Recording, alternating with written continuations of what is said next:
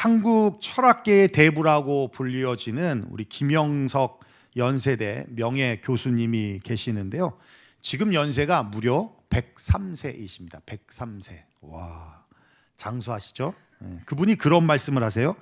인생의 황금기는 60세에서 75세까지라고. 일부는 황금기에 접어들었어요. 일부 예배 드리시는 분들은 황금기. 왜냐하면 60세쯤 되니까 조금 철들고 75세까지 성장해서 76세 되니까 내가 만족할 만한 책을 썼다 그러세요. 참 의미 있는 말인데 공감은 안 됩니다. 한 100살까지 살아야 이런 얘기할 수 있지 않을까 생각이 드는데요. 그러면서 그런 말씀을 하세요. 철학자로 인생을 살면서 보면 행복하고 싶은데 행복해질 수 없는 사람들이 있다는 거예요. 크게 두 부류의 사람인데요. 첫째는 정신적 가치를 모르는 사람들. 행복하고 싶어도 행복해질 수 없다는 겁니다. 다시 말해서 물질적인 가치를 쫓는 사람들이에요. 여러분, 왜냐하면 물질과 소유를 쫓는 사람들은 만족할 수 없기 때문에 행복해질 수 없다는 겁니다. 그렇죠? 하나 가지면 두 개 가지고 싶죠. 이것 가지면 저것도 가지고 싶죠. 남들이 가지면 나도 가지고 싶은 거예요. 가진다는 거, 소유한다는 건 가지면 가질수록, 소유하면 소유할수록 욕심과 탐심을 키우기 때문에 만족할 수 없다라는 것입니다. 둘째는요, 이기주의적인 사람들이라는 거예요. 이기주의자들은 절대로 행복해질 수가 없답니다. 왜냐하면 자신만을 위해서 살기 때문에 좋은 인격을 가질 수가 없다는 겁니다. 좋은 인격이 없으면 좋은 인간관계를 가질 수 없다는 거예요.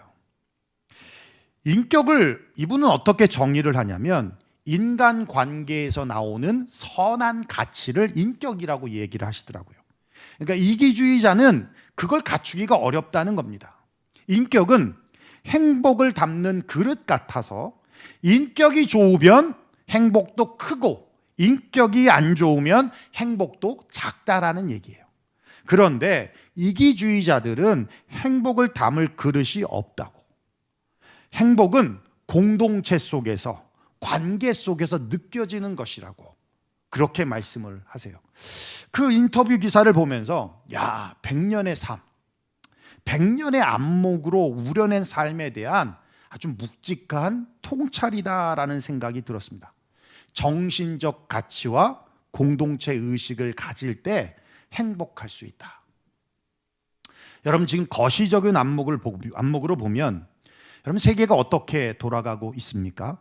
불과 코로나가 터지기 전까지만 해도 지구촌이라고 하면서 전 세계에 유일하게 존재하는 지구적 개념으로 상호 협력하고 보완하며 상생하고 있지 않았습니까? 부족한 부분들은 채워주고요, 넘치는 부분들은 나눠주면서 공동체 의식이 있었어요. 그러면서 평화로움을 느꼈습니다.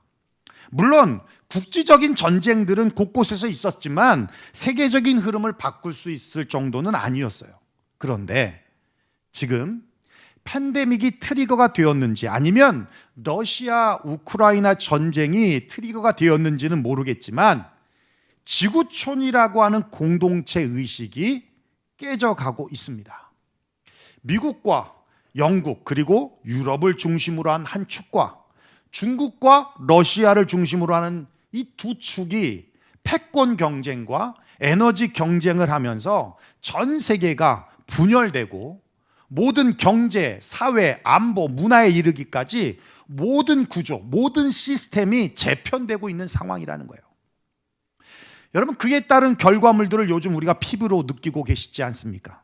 가스값이 하늘 모르고 오르고 있고요. 물가 오르고 있고요. 제가 지금까지 미국에 살면서 가스값 걱정한 적이 없거든요. 그런데 요즘 제 차도요, 한 번 주유하는데 80불씩 듭니다. 진짜 쌀 때는 35불, 32불이었거든요. 지금 80불. 근데 이게 끝이 아니죠.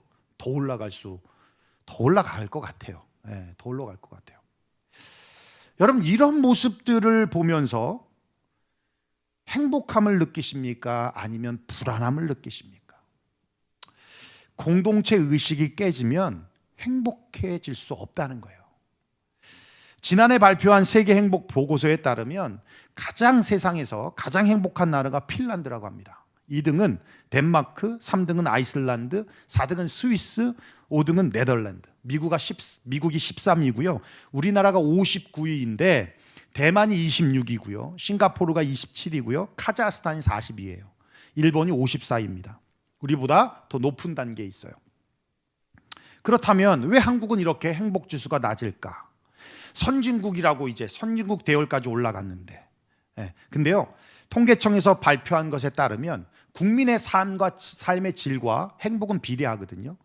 거기에 보면 그 이유에 대해서 4가지를 얘기하는데, 첫 번째는 높은 청년 실업, 그러니까 좋은 일자리를 구할 수 없다는 거예요. 두 번째는 내 집을 살 수 없다라고 하는 상실감. 서울의 웬만한 아파트는 다 10억입니다. 이거 어떻게 살아? 평생 돈을 벌어도 10억을 못 버는데. 그렇죠? 상실감. 셋째는 100세 시대를 산다고 하지만 스트레스, 고혈압, 당뇨 이런 성인병들을 위한 건강하지 못하다고 하는 것 때문에 오는 것. 4번째가 그거예요. 심각한 게 있는데 가족 공동체가 깨졌다는 겁니다. 여러분, 무슨 말입니까?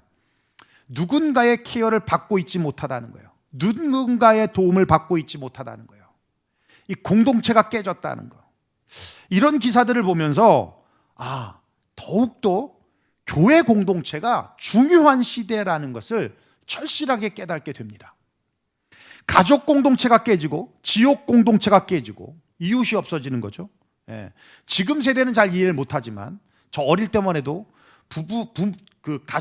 가정 간에 얼마나 교류가 많았는지 몰라요. 김치 담그면 김치 갖다 주고요.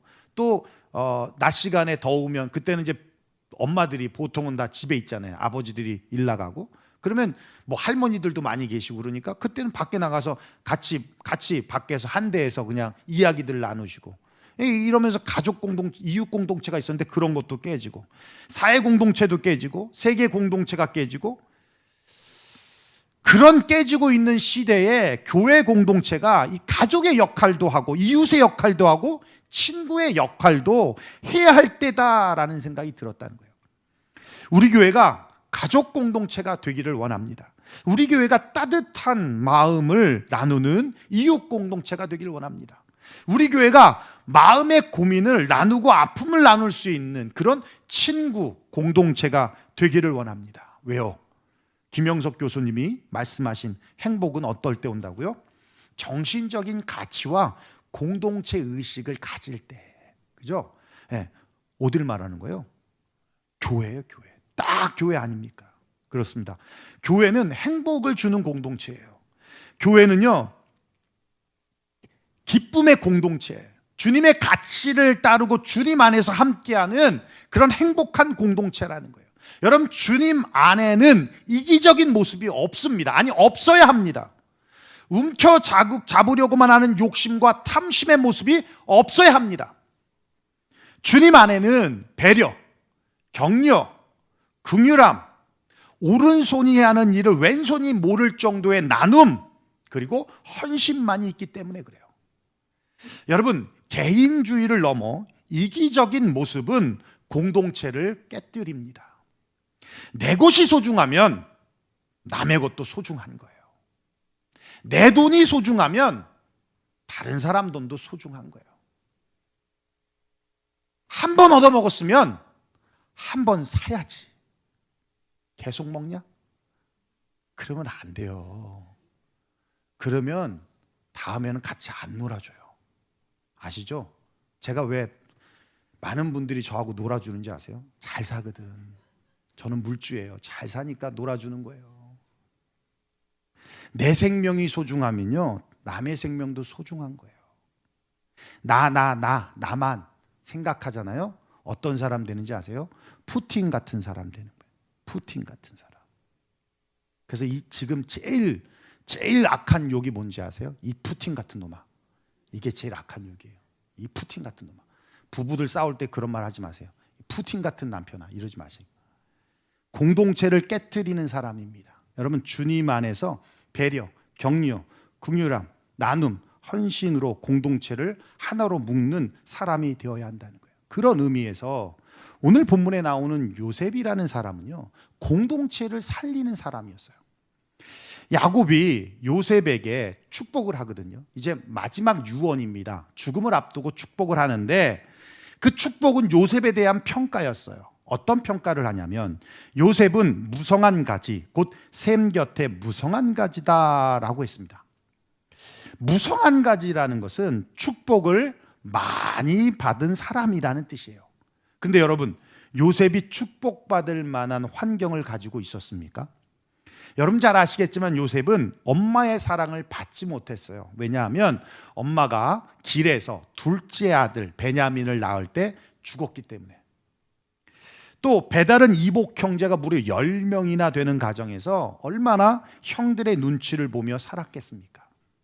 아버지의 사랑은 받았지만 요셉의 어린 시절은 복잡하고 불우했습니다. 아니나 다를까 17살 때 형들의 시기와 미움을 받아서 애굽의 노예로 팔려갔고, 이제 좀 살만하다 싶었는데 섬기는 주인 보디발의 아내의 유혹을 뿌리쳤다라고 하는 이유로 억울한 누명을 씌우고 감옥에 갇히고, 그 세월이 무려 13년이라는 세월이에요. 13년. 고등학교 때 노예가 돼서 청년이 된 겁니다. 그래서 야곱이 23절에 말씀하고 있어요.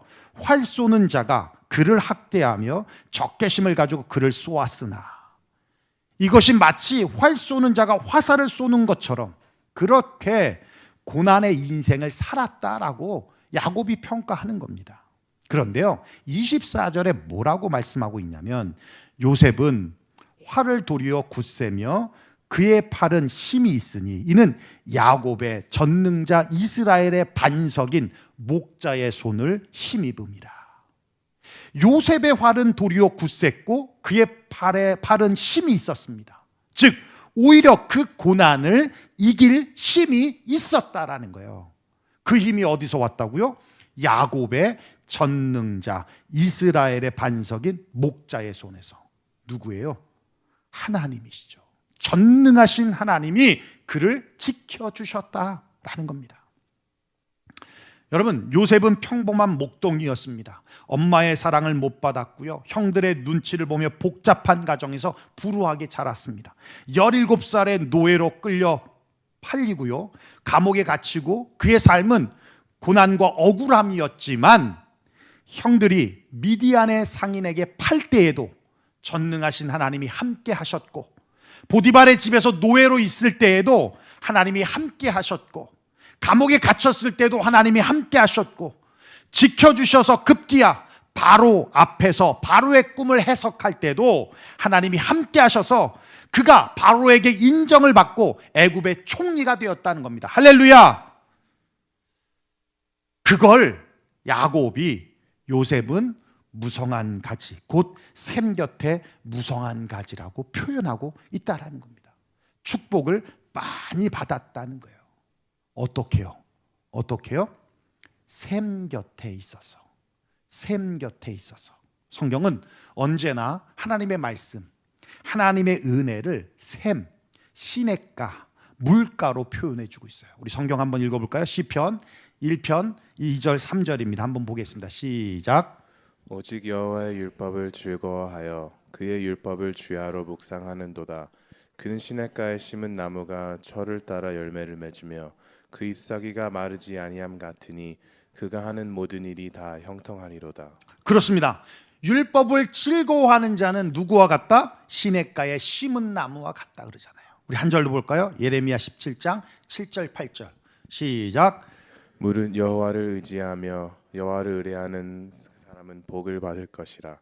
그는 물가에 심어진 나무가 그 뿌리를 강변에 뻗치고 더위가 올지라도 두려워하지 아니하며 그 잎이 청청하며 가무는 해에도 걱정이 없고 결실이 그치지 아니함 같으리라. 그렇습니다. 여호와를 의지하고 여호와를 의뢰하는 사람이 누구와 같다? 물가에 심겨진 나무와 같다 그러잖아요. 그렇죠? 예, 하나님께서 요셉과 함께 하시고 요셉을 지키신 것만 아니라 뿌리를 샘 곁에 깊이 내린 것처럼 하나님을 사랑하고 의지하고 하나님을 최우선으로 하는 삶을 요셉은 살았다라는 것을 보여주고 있어요. 여러분, 우리가 복을 달라고만 했지 복 받을 일을 했는지는 돌아봐야 합니다. 행위로 우리의 의를 내세우라는 것이 아니라 하나님을 정말 사랑하고 하나님을 정말 의지한다면 사랑하기에 하는 행동이 있습니다. 의지하기 때문에 하는 행동이 있다라는 거예요. 사도행전 10장에 나오는 고넬료라고 하는 사람은 이방인이었습니다. 그런데 하나님을 경외했습니다. 그 말은 하나님을 사랑했다는 것입니다. 그러니 그는 기도하는 사람이었고 백성을 구제하는 사람이었습니다. 하나님을 사랑하니까 기도와 구제라는 행위가 따라오더라는 거예요. 천사가 나타나서 말씀합니다. 고넬료야, 내 기도와 내 구제가 하나님 앞에 상달되어 기억하신 바 되었으니. 하나님이 기억하셨다는 거예요. 복받을 일을 했다라는 겁니다. 사랑에서 나오는 행동들, 하나님께 축복받을 행동들이라는 거예요. 제가 예전에 공부할 때 만난 성도님이 계시는데요, 그런 간증을 하세요. 미국에 이민을 왔는데 얼마 안 돼서 집에 도둑이 들었다는 거예요. 이런 케이스는 다 면식범이죠. 면식범입니다. 보통은 와서 한국분, 아는 분, 이런 분들이 이렇게 하죠. 한국에서 가져온 얼마 되지 않은 돈을 싹 털어갔다는 거예요. 근데 신기하게도 이제 미국으로 온 지 얼마 안 됐으니까 교회를 못 정했잖아요. 그러니까 이제 11조, 뭐 건축원금, 성경원금 이런 것들을 모아놓고 있었어요. 그거를 이제 교회 정하면 드리겠다. 잘 모아놓고 잘 숨겨놨는데 그건 안 털렸답니다. 안 털렸대. 있는 그대로 있더랍니다. 감사한 거죠. 근데 여러분 한번 생각해 보십시오. 완전히 땡전 한 푼 없는 상황이에요. 그러면 그럴 수 있잖아요. 헌금이라도 사람이 좀 욕심이 생길 수 있잖아요. 급한데 먼저 썼다가 그 다음에 나중에 채워서 드리면 되지라고 할 수 있잖아요. 근데 아예 그럴 것 같아서 그런지 모르지만 아예 그냥 집 앞에 있는 미국 교회 가가지고 다 헌금을 했답니다. 잃어버리기 전에 그냥 다 했대요. 내가 쓰기 전에 다 했답니다. 그리고 하나님 앞에 기도하기를, 하나님 이제 가진 게 없습니다. 주님만 의지합니다. 여러분, 그 기도가 진실이겠습니까? 거짓이겠습니까? 진실일 수밖에 없는 거죠. 그러니 하나님께서 응답하실 수밖에 없다는 겁니다. 지금 잘 살고 계세요. 정말 하나님께서 요셉과 같이 샘 곁에 무성한 가지처럼 축복해 주셨다라고 하시더라고요. 여러분, 그렇습니다. 하나님께 복을 달라고만 할 것이 아니라 내가 복을 받을 행함도 필요하다. 야고보서 2장 22절에 말씀하고 있어요. 우리 한번 읽어볼까요? 시작. 내가 보거니와 행함과 함께 일하고 행함으로 믿음이 온전하게. 그렇습니다. 믿음은 행함과 함께 일하고 행함으로 믿음이 온전하여진다라는 거예요. 하나님은 요셉을 무성한 가지처럼 축복해 주셨습니다. 요셉은 샘 곁에 뿌리를 깊이 내렸습니다. 언제나 주님을 사랑하고 의지하고 주님을 최우선으로 살았다라는 거예요. 저와 여러분도 요셉과 같이 하나님께 뿌리를 내려서 무성한 가지의 축복이 있기를 주의 이름으로 축원합니다. 그 축복을 다 받기를 축원합니다. 근데요, 요셉의 축복은 여기서 멈춰지지 않아요. 더 멋진 축복이 있어요. 우리 다시 한번 읽어볼까요? 시작. 요셉은 무성한 가지 곧 샘 곁에 무성한 가지라. 그 가지가 담을 넘었도다. 그 가지가 어떻게 됐다고요? 담장을 넘었다고요. 요셉이 받은 복이 자신에게 고여 있다면 그것은 하나님께로부터 온 것이 아닙니다. 하나님의 복은요, 나를 넘기는 거예요. 나를 넘어가야 하는 것입니다. 그리고 그것이 공동체로 흘러가야 하는 것입니다. 그게 진짜 하나님의 복입니다. 나를 넘기지 못하고 나의 행복, 나의 편리, 나의 위로, 나의 기쁨에 복이 쓰여지고 고여진다면 그것은 복이 아닙니다. 복이 아닙니다. 목사가 하나님의 은혜를 깨달았는데 그냥 나만 좋다고 하면서 기뻐하면 그 은혜는 썩습니다. 그 은혜를 교회 공동체로 흘러가게 해야 하는 것입니다. 믿음의 공동체로 흘러가게 해야 하는 것입니다. 그것이 진짜 은혜 받은 거예요. 우리 예수님도 주님이 받은 복을 넘기셨습니다. 누구에게? 제자들에게, 가난한 자들에게, 소외된 자들에게 흘려보냈습니다. 요셉의 복은 그 무성한 가지가 담을 넘었다라는 거예요. 담을 넘었다는 거예요. 그 담을 넘어서 그 가지가 어디로 갔습니까? 그 가지는 담을 넘어서 그의 가족에게로 간 것입니다. 가나안에 극심한 가뭄이 들어서 먹을 것이 없을 때 그 형제들을 애굽으로 이주시켜서 살게 함으로 가족 공동체를 회복시켰습니다. 그 가지는 담을 넘어서 그의 자녀들에게 간 것입니다. 요셉의 두 아들인 에브라임과 므낫세는 여호수아 때 각각 요셉 지파가 아니라 에브라임 지파, 므낫세 지파로 인정을 받아서 각각 땅을 분배받았습니다. 자녀가 복을 받았다는 겁니다. 그 가지는 담을 넘어서 보디발의 집으로 갔습니다. 요셉으로 인하여 보디발의 집이 복을 받으며 이웃 공동체가 회복되었다는 겁니다. 창세기 39장 5절입니다. 우리 한번 읽어볼까요? 시작. 여호와께서 요셉을 위하여 그 애굽 사람의 집에 복을 내리심으로 여호와의 복이 그의 집과 밭에 있는 모든 소유에 미친지라. 그렇습니다. 요셉 때문에 보디발이 복을 받았다는 거예요. 요셉의 복이 담을 넘어서 보디발의 집이 복을 받았다는 겁니다.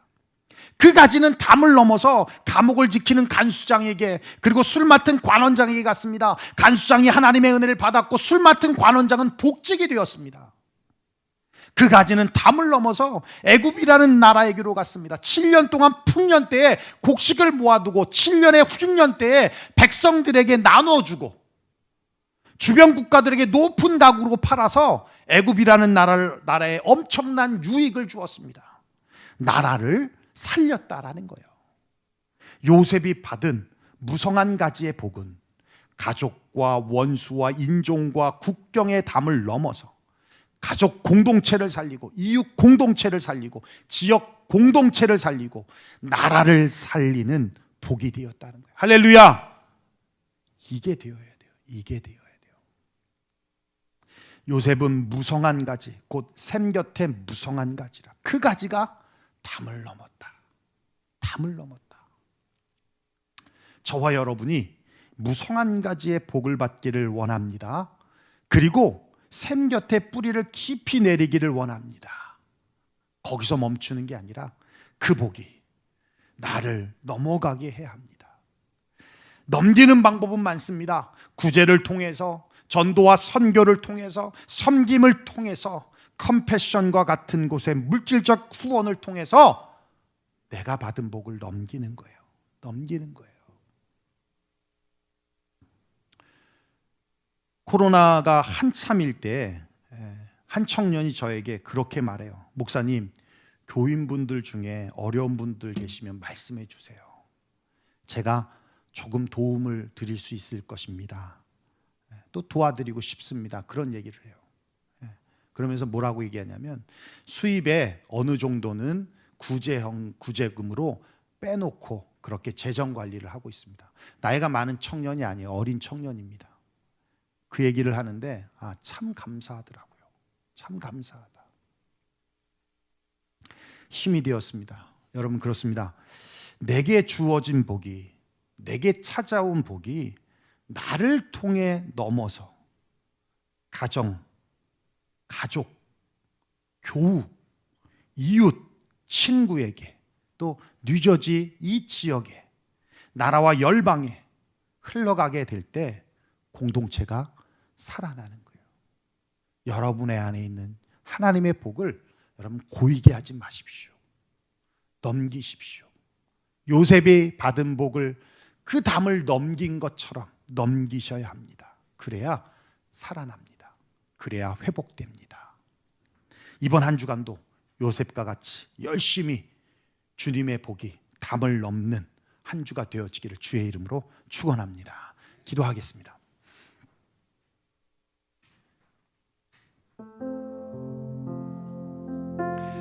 우리가 문화 강좌라는 걸 통해서 하지만 헌신이 아니면 안 되는 거죠. 본인이 가진 달란트를 그렇게 넘기는 겁니다. 우리 이웃들에게, 때로는 모르는 사람임에도 그렇게 넘기는 거예요.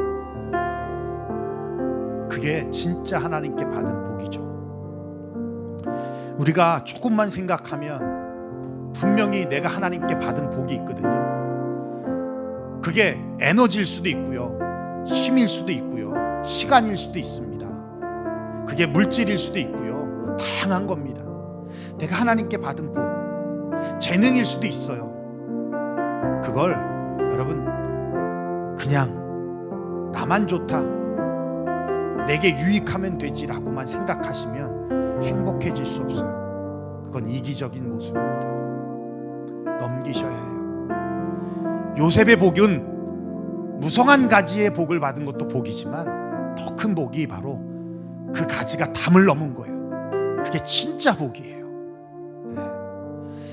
여러분, 우리 유형 공동체가 이 시대에 나라도 해결해 줄 수 없고 지역도 해결해 줄 수 없는 그러한 공동체로, 우리 공동체가 정말 가족같이, 이웃같이, 친구같이 주 안에서 그런 공동체가 되어서 힘들고 어려울 때 서로서로 돕고, 기쁠 때 서로서로 나누고, 기쁨이 2배 되고 아픔이 절감되고, 그러한 공동체로. 그래서 정말 힘든 시기입니다. 어려운 시기입니다. 경제적으로 여러 가지로도.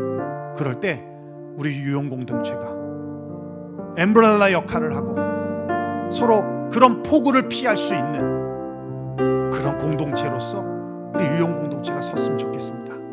그럼에 있어 여러분이 받은 복을요, 교회로 넘기십시오. 또 교회는 이 지역으로 넘길 것입니다. 또 여러분이 받은 복을 가족들에게 넘기시고 여러분 이웃들에게 넘기셔서 그리스도를 알지 못하는 자들에게 주님을 전하고 주님께로 인도하고 이끌을 수 있도록 그렇게 나아갔으면 좋겠습니다. 우리 이 시간 하나님 앞에 우리 말씀 들은 대로 주님,